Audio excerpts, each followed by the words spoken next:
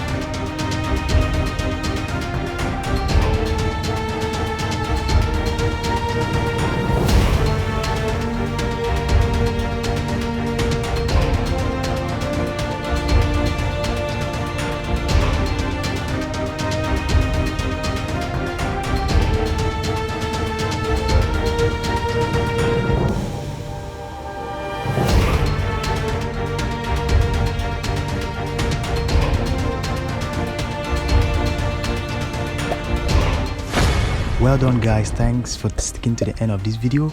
If you want to see more videos like this, make sure you subscribe to my channel. See you in the next video. Adios.